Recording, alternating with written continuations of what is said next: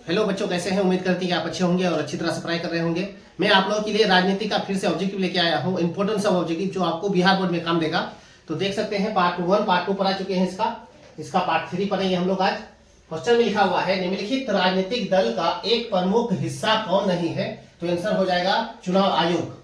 Question number 2 में है, राजनीतिक दल देश में सृजनशाही से हमारा तात्पर्य रक्षा के सर्वोच्च साधन है, ये किसका कथन है? तो ट्रास्की का हो जाएगा।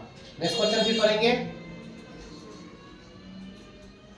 क्वेश्चन नंबर 3 में है, भारतवर्ष के सबसे पुराना राजनीतिक दल कौन सा है? तो आंसर हो जाएगा कांग्रेस। नेक्स्ट क्वेश्चन पढ़ेंगे। क्वेश्चन नंबर 4 में लिखा हुआ है, इनमें चुनाव के लिए कौन अधिकृत उम्मीदवार की घोषणा करता है? तो राजनीतिक दल हो जाएगा।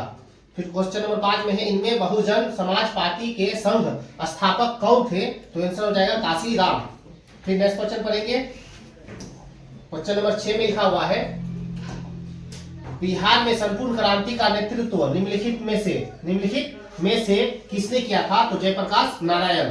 क्वेश्चन नंबर 7 में है, तारी विरोधी आंदोलन निम्न में से किस प्रांत में शुरू किया गया था? तो आंध्र प्रदेश में। क्वेश्चन नंबर 8 में है, सूचना के अधिकार आंदोलन की शुरुआत कहां से हुई? तो राजस्थान से हुई। क्वेश्चन नंबर 9 में है, किस देश में बहुदलीय व्यवस्था नहीं है? तो ब्रिटेन में। नेक्स्ट क्वेश्चन पढ़ेंगे। क्वेश्चन नंबर 10 में लिखा हुआ है, गठबंधन की सरकार बनाने की संभावना किस प्रकार की दलीय व्यवस्था में रही है? तो बहुदलीय व्यवस्था। क्वेश्चन नंबर 11 में है, जनता दल पार्टी का गठन कब हुआ? तो 1999 में हुआ था। क्वेश्चन नंबर 12 में है, राजनीतिक दलों का गठन सर्वप्रथम किस देश में हुआ? तो ब्रिटेन में हुआ। क्वेश्चन नंबर 13 में लिखा हुआ है, क्वेश्चन नंबर 13 में, निम्नलिखित में कौन भारतीय किसान यूनियन के प्रमुख नेता थे? तो महेंद्र सिंह टिकैत थे। नेक्स्ट क्वेश्चन पढ़ेंगे। क्वेश्चन नंबर 14 में है, भारतीय जनता पार्टी का मुख्य प्रेरक सिद्धांत क्या है? तो सांस्कृतिक राष्ट्रवाद। क्वेश्चन नंबर 15 में है, यूनाइटेड जनता पार्टी का गठन कब हुआ? तो 1999 में हुआ था।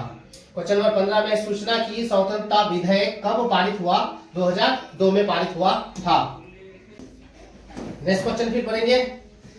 पार्ट 3 में कंप्लीट हो चुका जितना भी इंपोर्टेंट क्वेश्चन था। पार्ट 4 में पढ़ेंगे। अभी चौथा पार्ट में है लोकतंत्र के बारे में, वेरी इंपोर्टेंट सा ऑब्जेक्टिव है, देख लीजिए। पहला क्वेश्चन में फिर इनमें से कौन सी बात लोकतांत्रिक व्यवस्थाओं के अनुरूप नहीं है? तो बहुसंख्यकों का शासन। नेक्स्ट क्वेश्चन है 15वीं लोकसभा चुनाव कब हुआ था? 2009 में।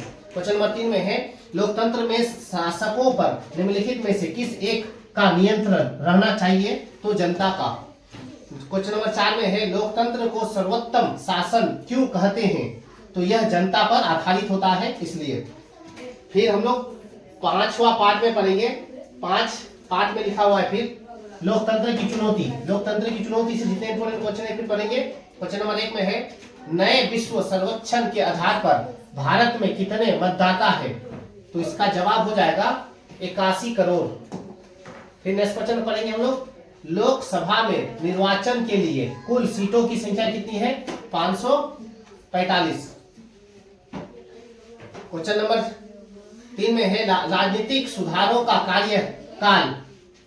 क्वेश्चन नंबर 5 में है, क्वेश्चन नंबर 3 में है, राजनीतिक सुधारों का कार्य इनमें से कौन नहीं कर सकता है?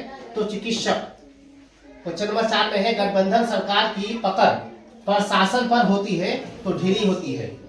क्वेश्चन नंबर 5 में है, लोकतंत्र जनता के द्वारा तथा जनता के लिए शासन है, यह कथन किसका है? तो अब्राहम लिंकन के द्वारा।